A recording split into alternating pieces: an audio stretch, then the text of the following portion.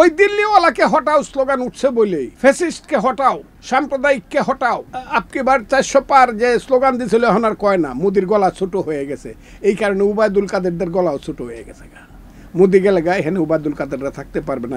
কোথায় যাইব উবায়দুল কাদের সাহেব? ইন্ডিয়া যেতে পারবে না, ইন্ডিয়া তাদেরকে নিবে না। কারণ ইন্ডিয়ার গণতান্ত্রিক মানুষ তাদেরকে চিনে ফেলছে যে আওয়ামী লীগ হইল মোদির দাসানুদাসকৃত দাস।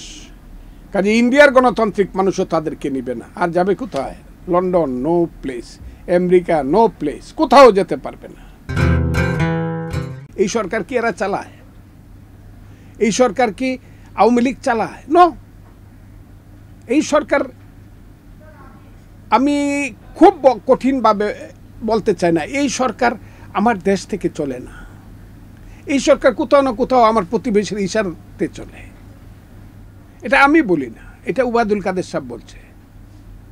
উবায়দুল কাদের সাহেবের মতো লোক ওই অতে বৈশা বলছে, ওই যে পূজা মণ্ডপে বৈশা বলছে এটা ঢাকা মন্দির, যে আমাদের বন্ধু হিসাবে ভারত আমাদেরকে নির্বাচন করার মতো সুবিধা করে দিছে, না হলে দেশেই হইতো। এরা হলো ভারত। এখন যদি তারা চলে যেতে চায় তাহলে ভারতের সঙ্গে তাদের কোনো গণ্ডগোল হয়েছে, অথবা তারা বুঝতেছে ভারতে যে আব্বাজানকে নিয়ে তারা লাফালাফি করে, সাম্প্রদায়িক শক্তির মূল মোড়ল একজন ফ্যাসিস্ট, যিনি প্রতিদিন মুসলমানদেরকে ভারতের জনসভায় দাঁড়ায় গালাগালি করেন। তার নাম হলো মোদি। আমি এইভাবেই বললাম, মোদিজি বলে অনেকেই। তার নাম হলো উনি মোদি, নরেন্দ্র দামোদর মোদি। আমার দেশের, ভারতবর্ষের, আফগানিস্তান থেকে বার্মা পর্যন্ত যে ভারতবর্ষ, এখানে মুসলমানরা এখানে আগন্তুক, ইন্ট্রোডাক্স, এই কথা পর্যন্ত মোদি তার প্রাইম মিনিস্টারের মুখ থেকে বলল। ভারতে মুসলমানরা ইন্ট্রোডাক্স হবে কেন? আমি আগন্তুক হবে কেন? আমি তো পারস্য থেকে আসি নাই, আমি তো মধ্য এশিয়া থেকে আসি নাই। আমি যে বাঙালি মুসলমান, আমার পূর্বপুরুষ তো এইখানের এই মাটিরই লোক ছিল, হয়তো বা বৌদ্ধ ধর্মের বা খ্রিস্ট ধর্মের বা হিন্দু ধর্মের ছিল, কিন্তু আমার পূর্বপুরুষ তো এই মাটির সন্তান। আমি কি পার্সিয়াতে সে আমাকে ইন্ট্রোডাক্স বললো কেন? উনি কোন সাহসে আমাকে ভারতের মুসলমানরা সব ইন্ট্রোডাক্স এই কথাটা কেন বললো? এটা কেন বাংলাদেশের এই কি সরকার বলবো এটাকে? ওই পায়ে পড়া পায়ে ধরা কৃতদাসদের সরকার প্রতিবাদ করে নাই কেন যে মুসলমানরা এই দেশে কোনো আগন্তুক নয়? ভারতবর্ষে মুসলমানরা আগন্তুক নয়। এই মাটিতে ভারতবর্ষের পূর্বপুরুষ ছিল, হিন্দুদেরও অনেক পূর্বপুরুষ ছিল যারা বুদ্ধিজম করতো। কাজেই আমি আজকে খুব পরিষ্কারভাবে বলতে চাই, হয়তোবা তারা বুঝতে পারছে মুদির দিন ফুরায় আসছে, আর মুদির দিন যেদিন ফুরায় যাবে এদিন এই দেশেও ওই ওখান থেকে ফ্যাসিস্ট চলে যাবে, এখান থেকেও ফ্যাসিস্ট চলে যাবে। কারণ ওই ফ্যাসিস্ট এই ফ্যাসিস্টকে রক্ষা করছে। আর উল্টাভাবে আমি বলছি, মুদির দিদির নাম হলো শেখ হাসিনা, মুদি বড় বোনের নাম শেখ হাসিনা। অনেকে বলে ছোট বোন, না, তারা বয়সটা জানে না। শেখ হাসিনার বয়স হলো ৭৭ বছর, আর মুদির বয়স হলো ৭৪ বছর। কাজে শেখ হাসিনাই বড়, শেখ হাসিনাই বড় বোনই আগে এই দেশে গণতন্ত্র হত্যা করছে। ছোট ভাইরে বলে দিছে তুইও ওই দেশে গিয়ে গণতন্ত্র হত্যা কর। সব কিছু শেখ হাসিনা যা করছে, ফলস কেস দেওয়া, মোদি তার সমস্ত ইন্টেলিজেন্স ব্রাঞ্চ দিয়া তৃণমূলের নামে, কংগ্রেসের নামে, সিপিআইএমের নামে ফলস কেস দিচ্ছে। শেখ হাসিনা যেমন তার বাহিনী দিয়ে অত্যাচার করাইছে, গাইবি মামলা দিছে। পশ্চিমবাংলাতে তৃণমূলের উপরে গন্ডার গন্ডা গাইবি মামলা হচ্ছে।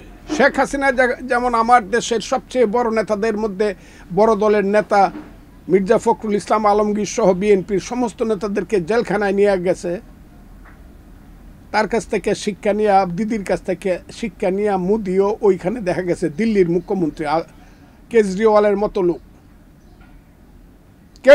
মতো লোক, দিল্লিতে যে বসে আছে, এত কিছুর মধ্যে তাকে জেলখানায় নিয়ে গেছে। ছত্তিশগড়ের শরণকে জেলখানায় নিয়ে গেছে। আর বাংলার সবচেয়ে শ্রেষ্ঠ নেত্রী আমি বলবো, বাপ কা বেটি আমি বলবো, যদিও সে ছোটবেলায় 11 বছর বয়সে বাপ হারাইছে, কিন্তু সে বাপ কা বেটি, তার নাম মমতা ব্যানার্জি। এখন মমতা ব্যানার্জিও বিপদে ফেলায় গ্রেপ্তার করিয়া এই দিল্লির শাসন বাংলায় কায়েম করার চেষ্টা করতেছে। যে কারণে বাংলার আজকে সমস্ত স্লোগান হলো দিল্লিওয়ালাকে হটাও। ওই দিল্লিওয়ালাকে হটাও স্লোগান উঠছে বলেই ফ্যাসিস্টকে হটাও, সাম্প্রদায়িককে হটাও, ওই আপকি পার 400 আপকে বার 400 পার যে স্লোগান দিয়েছিল এখন আর কয় না, মোদির গলা ছোট হয়ে গেছে, এই কারণে উবায়দুল কাদেরদের গলাও ছোট হয়ে গেছে। মোদি গেলে গায়ে এখানে উবায়দুল কাদেররা থাকতে পারবে না, এই কারণেই তারা এইসব কথা বলতেছে। সরকার বিরোধী আন্দোলন অনেকটাই ঝিমিয়ে পড়েছে, আগামী 5 বছরের জন্য অপেক্ষা ছাড়া কি আর কোনো সম্ভাবনা দেখতে পাচ্ছেন? হ্যাঁ, সম্ভাবনা একটা আছে, যদি উবায়দুল কাদেরকে বিএনপির প্রধান উপদেষ্টা করা, কারণ এটা প্রত্যেকদিন উবায়দুল কাদের এই কথাটা কয়। জনাব উবায়দুল কাদের, তাকে আমি ব্যক্তিগতভাবে অসম্মান করি না, সম্মানই করি। সে একজন স্কুল শিক্ষকের সন্তান, আমি তাকে অসম্মান করতে চাই না। আমরা কন্টেম্পোরারি, আমরা যদিও আমি তার চেয়ে বয়সে 3 বছরের বড়, আমার জন্ম 48 সনে, তার জন্ম 52 সনে, আমি তাকে অসম্মান করতে চাই না। কিন্তু একটা কথা বলি, উবায়দুল কাদের যে কথা বলে আন্দোলন শেষ হয়ে গেছে, বিএনপির মতো রাজনৈতিক দল শেষ হয়ে গেছে, আরে বিএনপি তো এখন আর কোনো এটা কোনো কিছুই নাই, সব শেষ হয়েছে। এত যদি শেষ হয়ে এটা কবর দিয়ে দিলেই তো হয়, বিএনপি নিয়ে এত কথা কেন? আমি উবায়দুল কাদেরকে বলি, এক সময় কিন্তু 15ই আগস্ট করিয়া কিন্তু মনে করছিল হত্যাকারীরা যে শেখ মুজিবকে যেহেতু হত্যা করে ফেলছি সব কিছু শেষ হয়ে যাবে, কিন্তু শেখ মুজিবের রক্ত বীজ থেকে সেই 15ই আগস্টের পরে এত দুর্যোগের মধ্যেও কিন্তু আওয়ামী লীগ একটা পর্যায়ে এসে এমন হয়েছিল যে আওয়ামী লীগে হাজার হাজার কর্মী, লাখ লাখ সমর্থন রাজপথে মিছিল করছে, মিটিং করছে, আন্দোলন সংগ্রাম করছে, কিন্তু মানুষ বলতো আরে আওয়ামী লীগ গেছে। আজকেও যারা শুধু মনে করতেছেন গুলি করে রক্ত জড়িয়ে জেলখানায় নিয়ে বেগম খালেদা জিয়ার মতো নেত্রীকে মৃত্যুর পথে ঠেলে দিয়ে তারেক রহমানকে বিদেশে রেখে যারা মনে করতেছেন হাজার হাজার বিএনপি নেতাকর্মীকে জেলখানায় রেখে এবং সাজা দিয়ে যারা মনে করতেছেন উবায়দুল কাদেররা, হারে বোকা, বিএনপির তো 25,000 কর্মী জেলেই খাটতে পারে, এখন তো আওয়ামী লীগে 25,000 কর্মী নাই।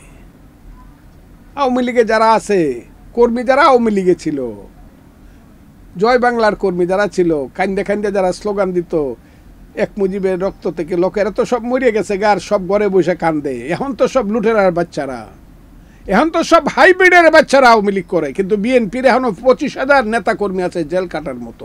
এটা পৃথিবীতে কোনো রাজনৈতিক দলের নাই।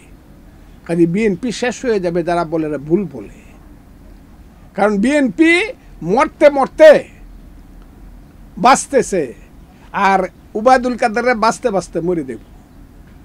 আমি আবারও বলছি, বিএনপি মরতে মরতে বেঁচে উঠবে, আর উবায়দুল কাদেররা বাঁচতে বাঁচতে মরে যাবে। আমার কথাটা আপনি খুব সুস্পষ্টভাবে দিবেন, এটাই পৃথিবীর ইতিহাস। কেউ কিছু করতে হবে না। ওই ময়ূর সিংহাসন, শেখ হাসিনা সরকারের ময়ূর সিংহাসন তছনছ হয়ে যাবে, ভেঙে পড়ে যাবে, নিজের ভারে নিজেই ভেঙে পড়ে যাবে, অর্থনীতির ভারে ভেঙে পড়ে যাবে, রাজনীতির ভারে ভেঙে পড়ে যাবে, অত্যাচারের ভারে, স্বৈরাচারের ভারে নিজেরাই ভেঙে পড়ে যাবে। কিচ্ছু করতে হবে না, একটু অপেক্ষা। একদিন একটা মিছিল হবে, উবায়দুল কাদের সাহেবরা কই যাইব? নোয়াখালী, পারবো না, নোয়াখালী যাওয়ার পথ নাই। কোথায় যাইব উবায়দুল কাদের সাহেব? ইন্ডিয়া যেতে পারবে না, ইন্ডিয়া তাদেরকে নিবে না, কারণ ইন্ডিয়ার গণতান্ত্রিক মানুষ তাদেরকে চিনে ফেলছে যে আওয়ামী লীগ হইল মোদির দাসানুদাসকৃত দাস। কাজে ইন্ডিয়ার গণতান্ত্রিক মানুষও তাদেরকে নিবে না। আর যাবে কোথায়? London no place, America no place, কোথাও যেতে পারবে না। কাজে উবায়দুল কাদের সাহেবদেরকে চিরদিন এখানে মাপ চেয়ে রাজনীতি ছেড়ে দিয়ে এখানে তাদেরকে, যেমন এখন ইচ্ছা করলে আব্বা ডাকলেও কেউ মুসলিম লীগ করে না, করে? অথচ এক সময় মুসলিম লীগ ছিল 1906 সন থেকে 1947 সন পর্যন্ত ভারতবর্ষের মুসলমানদের শ্রেষ্ঠ দল। তারপরও দীর্ঘদিন মুসলিম লীগ ক্ষমতা ছিল পাকিস্তান আমলে 23 বছর। কিন্তু এখন যদি কাউকে গিয়ে কেউ আব্বা জান ডাকে, আব্বা মুসলিম লীগ করেন, কেউ মুসলিম লীগ করে না, করে? এটা নর্মালি মারা গেছে, ইট ইজ নর্মালি ডেড। ঠিক Awami League, they will normally die, তারা স্বাভাবিকভাবে মৃত্যুবরণ করবে।